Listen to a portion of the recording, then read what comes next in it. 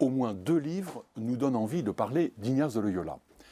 D'abord, le recueil du préposé général, l'ancien préposé général de la Compagnie de Jésus, le père Kolvenbach, Suivre le Christ, un choix exigeant. C'est un recueil de textes sur la spiritualité ignatienne, telle qu'il l'a vécue dans ses responsabilités. Et puis, bien sûr, Inigo, de François Sureau, qui était sur le plateau de l'Esprit des Lettres le mois dernier, et qui a fait, là, un des plus beaux livres de la rentrée littéraire. Alors, parler d'Ignace de Loyola comme auteur spirituel, c'est un peu paradoxal, parce qu'en fait, il a peu écrit, et plus exactement, il n'a pas fait le livre comme les autres. Vous savez que son œuvre majeure, Les exercices spirituels, eh bien, ce n'est pas un livre à lire, c'est un livre à faire. Et on ne le lit pas tout seul, il faut que quelqu'un vous donne les exercices. Donc Ignace, en fait, a organisé sa propre expérience spirituelle pour proposer un chemin pour suivre le Christ en discernant la volonté de Dieu sur soi et en décidant des choix fondamentaux de sa vie. On peut faire les exercices en 30 jours ou en 8 jours, la plupart du temps en maison de retraite, mais aussi on peut le faire en organisant sa vie quotidienne. Et évidemment, vous le savez, la fécondité de ce chemin est encore et toujours exceptionnelle. On a quand même un livre qui ressemble à un livre habituel d'Ignace de Loyola, c'est le récit de sa vie, le récit du pèlerin.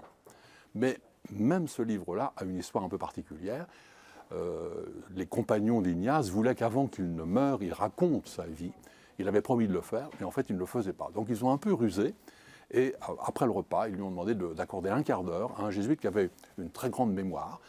Et donc il parlait de sa vie avec ce jésuite qui se précipitait à la fin de l'entretien pour noter les mots mêmes d'Ignace. Et ça nous donne un récit d'ailleurs très court, très pudique à la manière d'Ignace, mais extrêmement passionnant. Il raconte donc son autobiographie. Autre grande œuvre, évidemment, les Constitutions de la Compagnie de Jésus. Mais là encore, ce n'est pas vraiment un texte à lire comme on lit un livre spirituel.